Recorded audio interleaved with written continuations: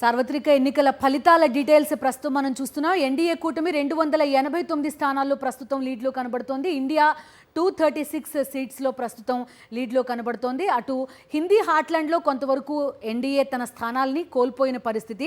So సింగిల్గా BJP ప్రభుత్వాన్ని ఏర్పాటు చేయలేదు, కూటమితోటి ప్రభుత్వం ఏర్పాటు చేయాల్సిన పరిస్థితి.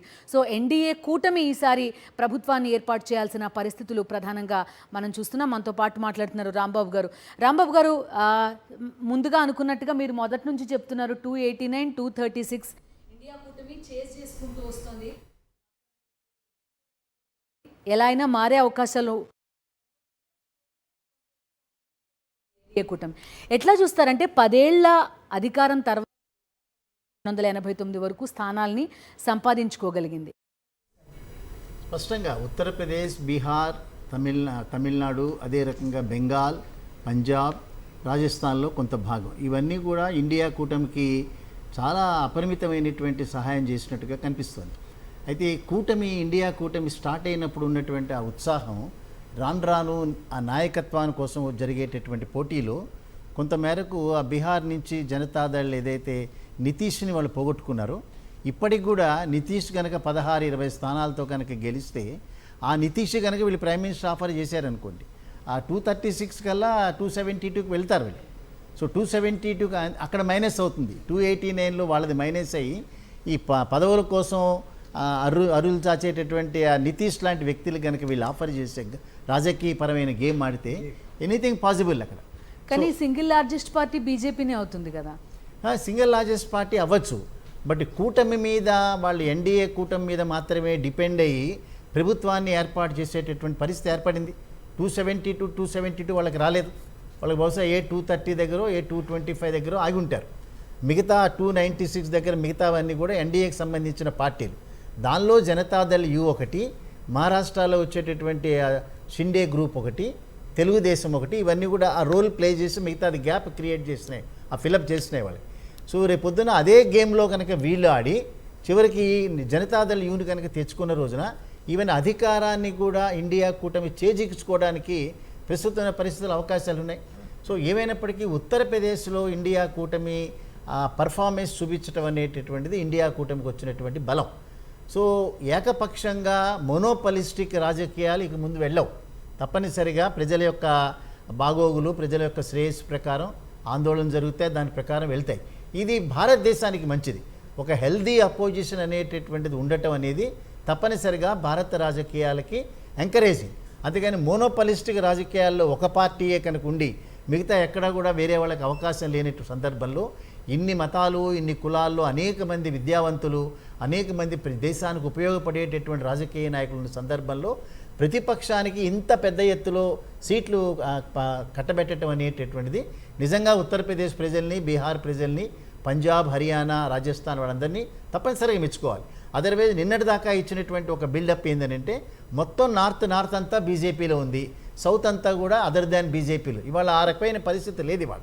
సో ఆ నార్త్లో వచ్చినట్టు only Gujarat and Madhya Pradesh, Chhattisgarh, to some extent Jharkhand, ఇవి మాత్రమే వీళ్ళని సేవ్ చేసి అండ్ బీజేపీకి విషయం మొదటి నుంచి కూడా తెలుసు కాబట్టి ఎంతో కొంత సౌత్ లో పెనిట్రేట్ కావడానికి చాలా గట్టిగా ట్రై చేసుకుంటూ వచ్చింది. అక్కడ తమిళనాడులో అన్నామలై తీసుకోండి, ఇప్పుడు సడన్ గా మాధవి లత లాంటి ఒక క్యాండిడేట్ ని తెరపెట్టించారంటే వాళ్ళకి తెలుసు ఇక్కడ ఓడిపోతారు. కానీ ఇక్కడ కొంతవరకు ఆ బీజేపీ స్టాండ్ ని, బీజేపీ యొక్క భావజాలాన్ని బిల్డ్ చేయడంలో ఇట్లాంటి వాళ్ళందరూ ఉపయోగపడతారు అనే అంశం తెలుసు కాబట్టి వాళ్ళు ఇక్కడ అంతలా హోంవర్క్ కూడా చేయగలిగారు. కంప్లీట్గా వచ్చిన తర్వాత ఇంకా ఎక్కువగా దానిలో అనలైజ్ చేయొచ్చు. ఇవాళ వాళ్ళని సేవ్ చేస్తుంది కర్ణాటక రాష్ట్రం ఒకటే అని మాత్రం మనం ఖచ్చితంగా చెప్పాలి. ఎందుకంటే 26 సీట్లు ఆల్రెడీ ఉన్నటువంటి ప్రస్తుత లోక్సభలో వాళ్ళకు ఉన్నప్పుడు ఈ కాంగ్రెస్ పార్టీ అధికారంలోకి వచ్చిన తర్వాత కూడా 6-7 నెలల సమయంలోనే ఇంత పెద్ద ఎత్తులో సీట్లు పోగొట్టుకోవటం అనేటటువంటిది వాళ్ళిద్దరి మధ్యలో, శివకుమార్కిను ఆ ప్రస్తుత ముఖ్యమంత్రి ఇద్దరి మధ్యలో ఉన్న ఆ భేదాభిప్రాయాలు మాత్రమే ఈ పరిస్థితి క్రియేట్ చేసింది. అదర్వైజ్ 28 స్థానాల్లో కనుక ఇదే 25 స్థానాలు వీళ్ళు కనుక గెలుచుకుని ఉంటే ఇవాళ టేబుల్ అంతా కూడా కంప్లీట్ టర్న్ అయి ఉండేది. ఈవెన్ తెలంగాణలో కూడా అదే కదండి పరిస్థితి. ఇప్పుడు ఏ హామీలు అయితే ఇచ్చి అధికారంలోకి వచ్చారో ఈవెన్ కర్ణాటక, తెలంగాణ చేయలేకపోతున్నారు. ఈవెన్ అసలు ఈ రిజల్ట్ చూస్తుంటే నిజంగా చేసిన జనం నమ్ముతారా అనే క్వశ్చన్ మార్క్ కూడా ఉద్భవిస్తున్న సమయం. ప్రభాకర్ గారు ఏమంటారు? అంటే మీరు అన్నట్టుగా ఒకసారి అధికారంలోకి వచ్చిన తర్వాత హామీలు తోటి వస్తే అంటే ప్రజలు హామీలను చూసి ఆశపడతారు. ఒకరి మీద ఒకరు పోటీ పడి తిరణాల్లో కాయ రాజా కాయ అంటాం చూడండి. ఆ విధంగా ఉంటే నాకు తెలిసి ఇలాంటి మళ్ళీ వాతావరణం వస్తుంది. కర్ణాటక అదవుతుంది, రేపు తెలంగాణ కూడా అదే కావచ్చు. అంటే ఒకసారి అసెంబ్లీ గెలిచి లోక్సభకు వచ్చేసరికి మనం పోగొట్టుకోవటం, ఆ స్టాండర్డ్ని మెయింటైన్ చేయలేకపోవటం, ఇవన్నీ జనరల్గా జరిగాయి. అయితే ఇక్కడ ఒక అంశాన్ని మనం ఈ 289లో ఉన్నటువంటి ఈ ఎన్డీఏ కూటమి, ఇంకా మనకి వీళ్ళకి మ్యాక్సిమం కావాల్సింది ఓన్లీ ఒక 17 ఉంటే సరిపోతుంది, ఎక్కువ. ఈ 17ని మనం ఎవరైనా సరే ఈ ఎలక్షనీరింగ్లో అటు ఇటు కూటమి, 2 కూటమిలే కాబట్టి ఈ కూటమిని కానీ తారుమారు చేయగలిగితే ఎన్డీఏ కూటమి వచ్చే అవకాశం లేదు, 2 కూటమిలు కాబట్టి. ఇప్పుడు ఎక్కడెక్కడి నుంచో ఎక్సైజ్ జరుగుతున్నాయి, ఇది చాలా జాగ్రత్తగా చూసుకోవాల్సినటువంటి బాధ్యత కూడా ఇప్పుడు ఎన్డీఏ వాళ్ళ మీద, బీజేపీ వాళ్ళ మీద చాలా ఎక్కువగా ఉంటుంది. ఇక్కడ కాంగ్రెస్ వాళ్ళు ఎక్కువ నీకు ఎలక్షనీరింగ్లోకి వచ్చి లేకపోతే ఈక్వేషన్స్ మార్చగలిగే శక్తి ఉంటుందా, లేకపోతే బీజేపీ వాళ్ళకి ఆ శక్తి ఉంటుందా అనే దాని మీద కూడా రేపు ప్రభుత్వం ఏర్పడే విధానంలో దీన్ని మనం చూడాల్సిన అవసరం ఉంటుంది.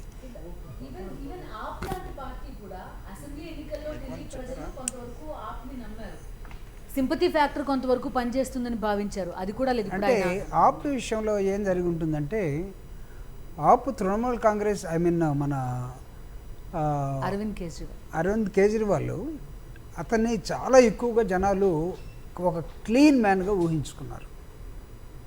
ఈ క్లీన్ మ్యాన్ను పోయి కరప్షన్లో ఉంటాడా అనేదాన్ని నాకు తెలిసి డైజెస్ట్ చేసుకోలేనటువంటి ఒక అంశం ఢిల్లీలో కనపడింది. అంటే అఫ్కోర్స్ ఢిల్లీలో లాస్ట్ టైం కూడా బీజేపీ సెంట్రల్కి వచ్చేసరికి బీజేపీకి ఇవ్వటం, స్టేట్కి వచ్చేసరికి ఆప్కి ఇవ్వటం జరిగింది. అయితే ఆపు సెంట్రల్ని కూడా లోక్సభను కూడా ప్రభావితం చేసేటువంటి ఒక ఛాన్స్ని వాళ్ళు చేసింది కూడా కరప్షన్, పెద్ద కరప్షనే కాదు, లిక్కర్ కరప్షన్ 100 కోట్లే. పెద్ద పెద్ద కరప్షన్లు భారతదేశంలో జరిగిన వాటితో పోలిస్తే ఇట్స్ వెరీ మేగర్. సో ఈ అతన్ని కనీసం కరప్షన్ చేస్తాడు ఇతను అనే దాన్ని కూడా ఆ ప్రజలు ఊహించుకోలేకపోయారు. కాబట్టి ఆయన జైలుకి వెళ్ళినా, జైలు నుంచి తిరిగి వచ్చి మళ్ళీ దేవాలయాల చుట్టూ తిరిగి నేను జైల్లో ఏమవుతానో నాకు తెలియదు, ఒకవేళ ఏమన్నా అయితే మా పేరెంట్స్ని మీరు జాగ్రత్తగా చూసుకోండి అని ఒక సెంటిమెంట్ని జోడించి ఒక డైలాగ్ కొట్టినా ఎక్కడ హృదయం కరిగినట్టుగా కనపడలేదు ఢిల్లీ ప్రజలకి. ఎందుకంటే అర్బన్ ఏరియాస్ జనరల్గా అట్లానే ఉంటాయి, కాంటాక్ట్స్ అన్నీ కూడా తెగిపోతూ ఉంటాయి, అక్కడ ఎక్కువ బైండింగ్ ఓవర్ ఉండదు అక్కడ. సో ఇది ఆ కేజ్రీవాల్ అంశంలో ఆ విధంగా చూసినప్పుడు, అయితే ఇప్పుడు నాకు తెలిసి ఎన్డీఏ కూటమికి అధిక స్థానాలు వచ్చినా it is always in the threat. ఒక నెట్ దాన్ని వాళ్ళు సరిగా చేసుకోకపోతే ఆల్వేస్ థ్రెట్ ఉంటుంది. ఎందుకు ఉంటుందంటే ఎప్పటి నుంచి ఇప్పుడు రేపటి నుంచి మొన్నటిదాకా మోడీ మోనోపోలీ, రేపటి నుంచి మోడీని ప్రతివాడు బెదిరించేవాడు అవుతాడు. ట్రాక్ రికార్డు చూసుకుంటే ఇంతకుముందు రాంబాబు గారు మహారాష్ట్ర అంశం చెప్పారు, అటువైపు మన శివసేన కావచ్చు లేకపోతే శరద్ పవార్ పార్టీ కావచ్చు, రెండింటినీ చీల్చి మరీ అధికారంలోకి వచ్చిన ఒక కాంటెక్స్ట్ మనం చూసాం. అలాంటిది కాంగ్రెస్ పార్టీలో కనీసం 10 మంది ఎంపీలని తీసుకెళ్ళలేదా, లేకపోతే ఇండియా కూటమిలో ఏదో ఒకటి చేసి రకరకాలుగా బెదిరించే అవకాశాలు కేంద్రం దగ్గర ఉంటాయి. అలాంటి ఒక పార్టీని తన కిట్టీలో వేసుకోలేదు. ఇప్పుడు వీళ్ళు ఇద్దరు చేయొచ్చు, అది ఒకవేళ వీళ్ళే చేస్తారనుకుంటే కాంగ్రెస్ కూడా ముదురు బ్యాచే కదా ఆ విషయంలోకి వచ్చినప్పుడు. వీళ్ళేమో కాస్త రూడ్గా ఉంటారు, వాళ్ళు కొంచెం తెలివిగా ఉన్నట్టు కనపడుతుంటుంది. ఇప్పుడు అందుకే నేను చెప్పేది 2 కూటముల మధ్య, 2 కూటములే కదా ఆల్మోస్ట్ ఆల్, సింగిల్ లార్జెస్ట్గా ఎవరు లేరు ఇక్కడ. ఈ 2 కూటముల మధ్య బ్యాలెన్స్ని అటు ఇటు ఎక్కడైనా తప్పితే, ఇందాక సార్ చెప్పినట్టుగా నితీష్ కుమార్ గారు ఒక మంచి ఆఫర్ పడేశారు అనుకోండి, ఆయన ప్రైమ్ మినిస్టర్ అంటున్నాడు, ప్రెసిడెంట్ గొప్ప కూడా ఇలాంటి ఇలా ఎందుకు ఏజ్ వచ్చేసింది, న్యూసెన్స్ అంతా ఎందుకు, శుభ్రంగా ఒక 6 సంవత్సరాలు అక్కడ ఉండొచ్చు అని అనుకున్నాడు అనుకోండి, ఎంపీలందరూ అటు ఇచ్చేసి అటు పోతే అయిపోయా. సో ఇట్లాంటి ఎవరైనా ఎక్కడైనా ఉన్నారు అని అనుకుంటే దాన్ని చాలా జాగ్రత్తగా, this is the time where ఈ గేమ్ని చాలా చక్కగా ఆడాల్సినటువంటి ఒక టైట్ పొజిషన్ మాత్రం నాకు తెలిసి భారత రాజకీయాల్లో భారతదేశం ప్రజలు ఇలాంటి వాతావరణం సృష్టించినందుకు వాళ్ళకి హ్యాట్స్ ఆఫ్ చెప్పాలా. ఎందుకంటే ఈ రెండు సార్లు కూడా 2 5 10 సంవత్సరాలు కూడా మోనోపోలీ అనేది, డిక్టేటర్షిప్ ఎలా ఉంటుందనేది లేకపోతే ఈ భారత రాజకీయాలని మూలాలతోటి తెగ్గొట్టేసి వాళ్ళకి కావాల్సినటువంటి ఒక ఫ్లేవర్ని ఎలా అంటించి రాజకీయాలు చేయొచ్చు అని అనుకున్న దాన్ని ఇది కుదరదు బాబు. భారత రాజ్యాంగం ప్రకారం నీకు అధికారం పక్షం ఎంత ఉంటుందో ప్రతిపక్షాన్ని కూడా అంతే వాల్యూ ఇవ్వాలి అనేదాన్ని ఒకదాన్ని తీసుకొచ్చి ఇక్కడ పెట్టడం జరిగింది. లాస్ట్ టైం మీరు చూడండి, చాలా ప్యాథటిక్ పొజిషన్ కాంగ్రెస్ పార్టీది, ఓన్లీ 44.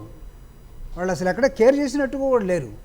ఈవెన్ జీరో నుంచి ఉన్నటువంటి రాజ్యసభలో కూడా వాళ్ళు స్లోగా పెంచుకుంటూ వెళ్ళిపోయారు. సో ఇప్పుడు రాజ్యసభ కానీ లోక్సభ కానీ రెండు కూడా చాలా టఫ్ పొజిషన్లకి వస్తున్న నేపథ్యంలో ఇలానే రాజకీయాలు జరగాలి. ఇది ప్రజల బాగోగుల కోసం జరగాల్సినటువంటి ఒక పెద్ద పొలిటికల్ అంశాన్ని భారత ప్రజలు ఈరోజు పార్లమెంటరీ సిస్టంలో డెమోక్రటిక్ ఇన్స్టిట్యూషన్స్ ఏవైతే ఉన్నాయో ఇప్పుడు పార్లమెంట్కి ఇవ్వటం జరిగింది. మీరు చూడండి కొన్ని చోట్ల ఇప్పుడు మళ్ళీ ఆంధ్రప్రదేశ్కి రండి.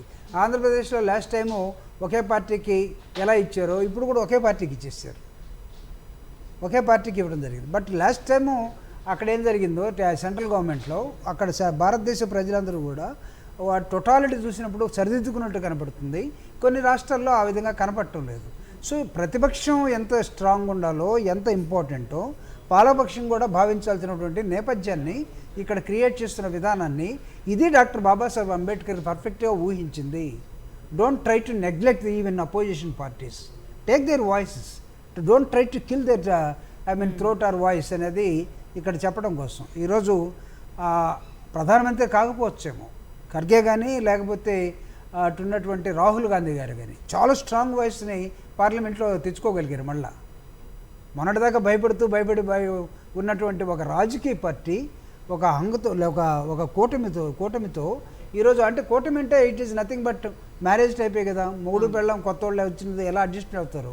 Marriage in my view it is nothing but compromising each other. ఇప్పుడు కూడా ఈ కూటమి అంతా కూడా కాంప్రమైజ్ అయిపోయి రాహుల్ గాంధీ చాలా తగ్గి అందరినీ కలుపుకొని చేసినటువంటి ఒక పెద్ద ఎక్సర్సైజ్ ఏదైతే ఉందో ఇది డెమోక్రసీకి ఒక డెఫినేషన్ ఇచ్చినట్టుగా కనపడుతూ ఉంది. ఒక మోనార్కీ విధానాన్ని బాబు అలా కాదు, తలెత్తుకొని తిరిగితే కష్టం, కింద ఏమన్నా తగలొచ్చు కాళ్ళకి, కాబట్టి తల దించుకొని కూడా చూడమని చెప్పినటువంటి వాతావరణం ఇక్కడ కనపడుతూ ఉంది. అయితే సార్ చెప్పినట్టుగా ఈ గేమ్లో రేపు ఎవరు స్టేబుల్గా ఉంటుందా గవర్నమెంట్ 5 years ఒకళ్ళు వస్తే, ఒకళ్ళు ఇప్పుడు ఎన్డీఏ వచ్చింది అనుకుందాం, లార్జెస్ట్ పార్టీ కాబట్టి లార్జెస్ట్ నెంబర్ కనబడుతుంది, ప్రెసిడెంట్ ఆఫ్ ఇండియా పిలవచ్చు అనుకుందాం. బట్ ఆఫ్టర్ సమ్ టైమ్ ఒక 5-6 నెలల తర్వాత, ఒక సంవత్సరం తర్వాత ఈక్వేషన్ మారచ్చు. నీవు నేర్పిన విద్యయే నేరదక్ష. మహారాష్ట్ర ఎగ్జాంపుల్ అంతే, అక్కడక్కడ నీకు ఛత్తీస్గఢ్ ఎగ్జాంపుల్, అదేవిధంగా నీకు అస్సాంలో జరుగుతున్న ఎగ్జాంపుల్, హిమాచల్ ప్రదేశ్లో జరుగుతున్న ఎగ్జాంపుల్, ఇవన్నీ అవి చిన్న చిన్న రాష్ట్రాలు అయినప్పుడు కూడా అది మారిపోయినటువంటి విధానం కనపడుతూ ఉంది. సో ఇక్కడ పార్లమెంట్లో కూడా 1 year తర్వాత ఏం జరుగుతుందో ఎవరు చెప్పలేనటువంటి ఒక పరిస్థితి. బట్ ఈ 5 yearsలో మళ్ళా సడన్గా ఇంకోసారి ఎలక్షన్ కూడా రావచ్చేమో. ఓకే, సో ఇప్పుడున్న నంబర్స్ని బట్టి అయితే మాత్రం పార్లమెంట్ చాలా ఆసక్తికరంగా ఉంటుంది. ప్రతిసారి మనం రాష్ట్ర ప్రభుత్వాల విషయంలో ఏమేం డెవలప్మెంట్స్ చూస్తామో ప్రభుత్వాలకి సంబంధించి అలాంటిది కేంద్రంలో చూడబోతున్నామేమో అనే ఒక అనుమానం కూడా వ్యక్తం చేస్తున్నారు.